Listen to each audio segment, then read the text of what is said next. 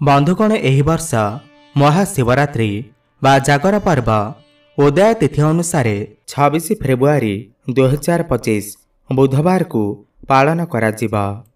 आजिर एही भिडियो आमे जानिबा पवित्र महाशिवरात्रि दिन केउं गुप्त जिनिस किणिकी घर को आनिबा उचित, जहा द्वारा घरे केबे भी धन अर्णर कमी हेब नाही। एहा सहित जानिबा एही दिन रे कौन करिबा उचित एवं कौन न करिबा उचित एवं केउं समय रे पूजा कले पूजार संपूर्ण फल आपण को प्राप्ति हेब। एही गोटिए भिडियो आपणकर भाग्य को परिवर्तन करिदेबा। आउ अन्य कोनोसी भिडियो देखिबा को पड़िबो नाही। तो सेतिपाई बंधुगण आपणकर फायदा पाई एही भिडियो को थरे मात्र शेष पर्यंत निश्चय देखंतु एवं आपण माने जदि भगवान शिव को सच्चा हृदय भक्ति करुथांती ताहेले एही भिडियो को गोटे लाइक करी कमेंट बॉक्स रे ओम नमः शिवाय हर हर महादेव अवश्य लिखि दियंतु। बंधुगण भगवान शिवंकर पूजा आराधना करिवार अलग अलग समय होई थाए। जेमिति कि श्रावण मास यह भगवान शिव को समर्पित अटे। प्रदोष व्रत यह भी भगवान शिव को समर्पित अटे। सोमवार व्रत यह भी भगवान शिव को समर्पित अटे। मासिक शिवरात्रि यह भी भगवान शिव को समर्पित अटे। किंतु महाशिवरात्रि जहा फाल्गुन मासर चतुर्दशी दिन को आसी थाए यहाकू आमे महाशिवरात्रि नाम रे पालन करिथाउ एवं यही दिन साक्षात भगवान शंकर स्वयं जागृत अवस्था रही थांती। बंधुगण जदि पंचांग को मानिबे तो प्रत्येक मासर कृष्ण पक्ष चतुर्दशी तिथि को मासिक शिवरात्रि व्रत होई थाए एवं यह भी पूजा पाठ करिबारे सबुठारे भल समय माना जाई थाए।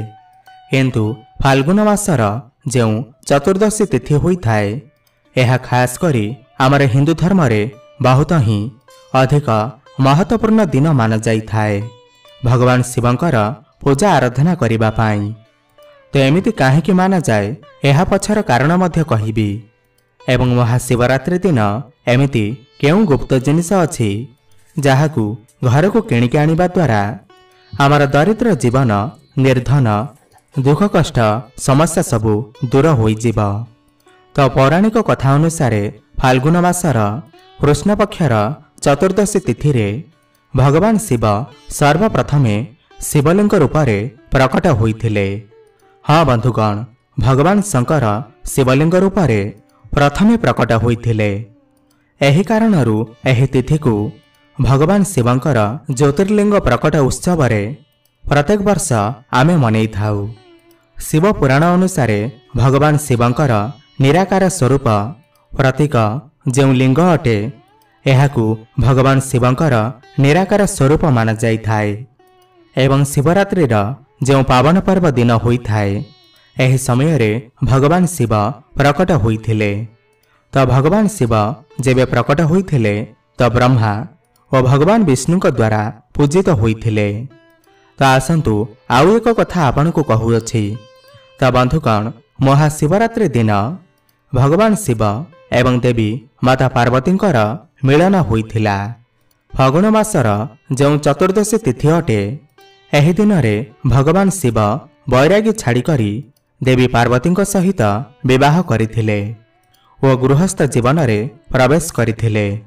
तो एथिपाई प्रत्येक वर्ष फागुन मासर चतुर्दशी तिथि को आमे माने महाशिवरात्रि पर्व रूपे पालन करिथाउ। धार्मिक मान्यता अनुसार महाशिवरात्रि व्रत पूजा एवं जल अभिषेक करिबा द्वारा वैवाहिक जीवन रे जो भी समस्या थाए ताहा सबुदिन पाई दूर होई जाई थाए। दाम्पत्य जीवन रे सुख समृद्धि आसी थाए एवं महाशिवरात्रि दिन 12टी ज्योतिर्लिंग प्रकट होइथिले। तो यही खुशी रे भी आमे समस्ते महाशिवरात्रि पर्व को पालन करिथाउ। आम धर्मशास्त्र रे एमिति कुहा जाए जे महाशिवरात्रि व्रत करुथिबा साधक मानंकु मोक्ष प्राप्त होइथाए। जगत रे रहुथिबा समस्त मनुष्य जदि महाशिवरात्रि दिन व्रत रखिथांती स्वयं कल्याणकारी होई जाई थाए। आसुथिबा दुख कष्ट पीड़ा को दूर करिथाए। बंधुगण एही व्रत को रखिबा द्वारा सब दुख कष्ट एवं समस्या दूर होइथाए। एहा सहित समस्त प्रकार मनस्कामना पूरण होइथाए। भगवान शिव को आराधना करने द्वारा धन अर्ण सुख सौभाग्य एवं समृद्धि प्राप्ति होइथाए। जेते भी भगवान शिवंकर भक्त अटंती जदि महाशिवरात्रि दिन स्वच्छ मनरे पूजा पाठ करिथांती साधना करिथांती तो जगतरे एमिति कौनसी वस्तु नाही जहा भगवान शिव आपण को देवे नाही। भगवान शिव अल्प पूजा पाठरे प्रसन्न हो जाइथांती। तो भगवान शिव को केउं समय पूजा करने द्वारा बहुत शीघ्र प्रसन्न होइथांती। आमर हिंदू शास्त्र रे प्रदोष काल को सबुठारु उत्तम समय कहा जाइअछि। प्रदोष काल काहाकु कहा जाए टिके जानि नियंतु। हिंदू धर्म रे प्रदोष काल सूर्य अस्त परे रात्रि हेबार मध्य अवधि को अर्थात रात्रि हेबार 2 घंटा 24 मिनिट रे जो अवधि होइथाए तो यहाकू प्रदोष काल कहा जाइथाए। माने हिंदू धर्म रे संध्या समय को प्रदोष काल कहा जाइथाए। बंधुगण एही समय रे भगवान शंकर प्रसन्न मुद्रा रे नृत्य करिथांती। एही समय रे भगवान शिव माता पार्वती को प्रदोष काल रे विवाह करिथिले। बंधुगण एथिपाई प्रदोष काल रे जदि भगवान शिवंकर पूजा करिथांती आराधना करिथांती जो मंत्र जप करिथांती जो भी उपाय एही समय रे आपण करिथांती तो सही फल तत्काल आपण को प्राप्ति होइथाए। बंधुगण जदि होई पारे प्रदोष काल समय रे भगवान शिवंकर जो 12टी ज्योतिर्लिंगर नाम कहा जाइछि जदि एहाकू जप करंती तो आपणकर कल्याण होइथाए। यह आमर धर्मशास्त्र रे उल्लेख रही अछि। भगवान शिवंकर 12टी ज्योतिर्लिंगर नाम नेबा द्वारा सही व्यक्तिर पाप धोई जाइथाए। पाप धोइबा सहित रोग दोष एवं समस्त समस्या चिंता दूर होइथाए। तो एथिपाई पवित्र महाशिवरात्रि दिन 12टी ज्योतिर्लिंगर नाम निश्चय नियंतु। तो चलंतु एही भिडियो रे मु आपनकु किछि कहिबाकु चाहिबी। शिवलिंग उपरे कौन चढ़ेबा उचित नुहे जहा द्वारा आम जीवन रे दुर्भाग्य आसी थाए। देखंतु भगवान शिव को खुशी करबा पई आमे समस्ते महाशिवरात्रि दिन श्रावण मासरे बा सोमवार दिन व्रत रखिथांती। तो भगवान शिव को किछि ना किछि निश्चय चढ़ई थाउ। किंतु एमिति किछि जिनिस अछि जहाकू शिवलिंग रे चढ़ेबाकू वर्जित माना जाइथाए। जेपरिक शिवलिंग उपरे भूल रे भी तुलसी पत्र चढ़ांतु नाही। एहा पछर कारण मध्य कहि देउछि। कारण तुलसी माता एवं भगवान शिव एहे दुई जनकर घोर शत्रुता अटे। काहेकि ना तुलसींकर पति को भगवान शंकर बद्ध करथिले। तो एथिपाई तुलसी माता सर्वदा रुष्ट होइथांती। तो एथिपाई तुलसी भगवान शिवंक पूजारे चढ़ा जाई न थाए। शिवलिंग उपरे पैकेट वाला दुग्ध जमा भी चढ़ांतु नाही। बहुत लोक कौन करिथांती ना सहर रे पॉकेट वाला दुग्ध आनी करी भगवान शंकर को अर्पण करिथांती। एमिति करबा उचित होई न थाए। एहा द्वारा आपण पापर भागीदार होई पारंती। जदि दुग्ध को आपण चढ़ेबा को चाहुचंती तो गोमातांकर ताजा दुग्ध को आपण चढ़ई पारिबे। एहा परे बंधुगण भगवान शिवंक पूजारे तराट फूल केबे भी भूल भी चढ़ांतु नाही। काहेकि ना भगवान शिव तराट फूल को अभिशाप देइछंती। तो एथिपाई तराट फूल भगवान शिवंक पूजारे केबे भी प्रयोग करिबा उचित होई न थाए। एवं ध्यान रखिबे शिवलिंग उपरे केबे भी भंगा चाउल कटा बा फटा बेलपत्र जमा भी चढ़ांतु नाही। जेबे भगवान शिव प्रभु श्री गणेशंकर मुंड को खंडन कर देइथिले, भगवान शिव जेबे श्री गणेशंकर बद्ध करथिले तो सही समय भगवान शिव बहुत ही दुखी होइथिले। कारण भगवान शिव निज हाथ में निजर पुत्र को बद्ध करथिले। तो एथिपाई भगवान शिव एही संकल्प नेइथिले कि मो पूजा पाठरे कौनसी भी कटाफटा बा खंडित जिनिसर प्रयोग रे आसीब नाही। सेबेठारु भगवान शिवंक पूजारे खंडित जिनिस चढ़ा जाई न थाए। जदि एहीपरि कटाफटा बेलपत्र ओ खंडित चाउल चढ़ाउछंती तो यह पूजार फल आपण को मिल न थाए वरम यह द्वारा आपण पापर भागीदार हो जाइथांती एवं शिवलिंग उपरे सर्वदा ठंडा जिनिस चढ़ेबा उचित होइथाए। ध्यान रखिबे केबे भी गरम पानी चढ़ेबे नाही, ठंडा पानी चढ़ेबे। ठंडा दुग्ध भगवान शिव को अर्पण करने उचित। बहुत लोक बेलपत्र चढ़ई थांती किंतु बेलपत्रर जो डेंफ होइथाए तो ताहाकु छेड़ेबाकू लोक माने भूली जाई थांती, जाहाकू आमे वज्र मध्य कहि थांती। तो ताहाकू छेड़ई देबा उचित एवं सर्वदा बेलपत्र को ओलटा करी चढ़ेबा उचित होइथाए। तो एबे आसंतु जानिबा केमिति करिबे अभिषेक। यह भी जानिबा जरूरी अटे, कारण आपण जदि भगवान शिवଙ୍କ पूजा पाठरे किछि भूल कर देई थांती तो भगवान क्रोधित हो जाई थांती। भगवान शिव कम पूजा पाठरे बहुत शीघ्र प्रसन्न हो जाई थांती एवं बहुत शीघ्र क्रोध मध्य हो जाई थांती। तो शास्त्र अनुसार शिवलिंग उपरे सबुबले सर्वदा प्रथमे पंचामृत अर्पण करने उचित, जेपरिकी दुग्ध, गंगाजल, केसर, महू एवं जल। यार मिश्रण को पंचामृत कह जाए। एपरिकी आपण अन्य कोनोसी जिनिस मध्य मिसाई पारिबे, जेपरिकी दही एवं घी इत्यादि।